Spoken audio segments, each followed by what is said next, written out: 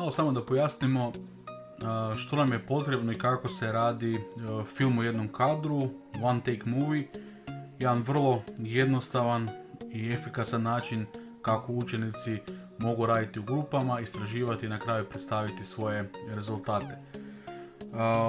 Osnovno što treba je naravno da svaka grupa ima mobitel, a minimalno još sredstva koje vam trebaju za rad su nekakve pisalice, bojalice, što god da učenici imaju, i papirići.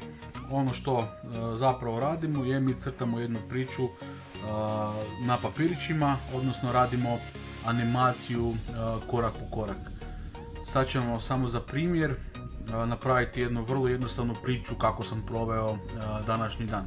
Prvo moram pripremiti papiriće.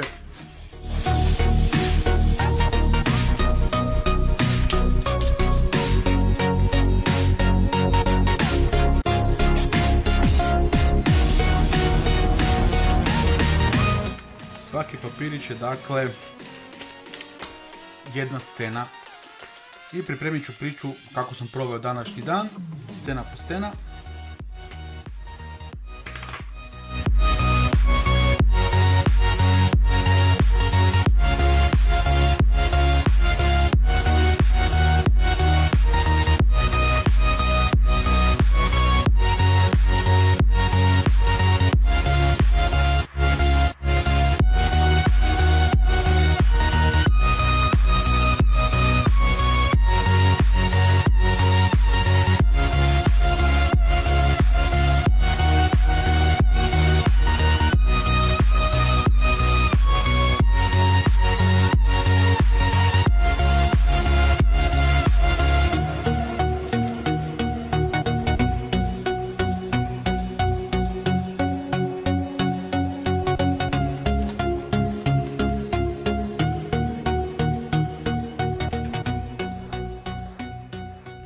Dakle, ja sam obavio istraživanje, istražio sam kako sam proveo dan i sad snimam svoj video.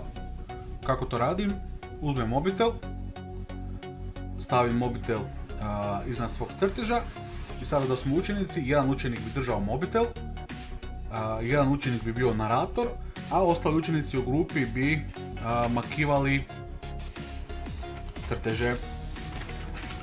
Ali sada snimamo sa web kamerom, pa mi ne treba mobitel, njega ću maknuti, nego ću samo ići ispričati priču. Dakle, moja one take movie ili film u jednom kadru izgleda ovako. Ustao sam ujutro u 6 sati. Prvo što sam morao učiniti je pogledati kroz prozor kako bih vidio koliko snijega je napadalo. Zašto je to bilo važno? Zato jer sam na posao morao ići autom i morao sam očistiti sav snijeg sa svog auta. Autom sam putovao do svog posla, a ja radim u školi u kojoj ima puno zainteresiranih učenika.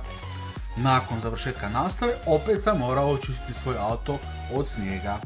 Kad sam se vratio kući, zbog svog tog silnog snijega, morao sam uzeti lopatu i očistiti svoj prilaz. Evo, vrlo jednostavna priča, od svega par poteza. Naravno, vaši učenici će to učiniti puno bolje.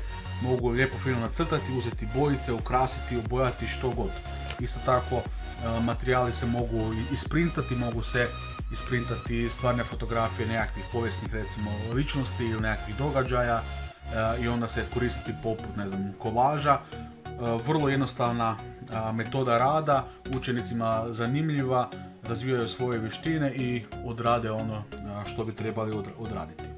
Evo, vrlo kratka demonstracija. Hvala na pažnji. Doviđenja.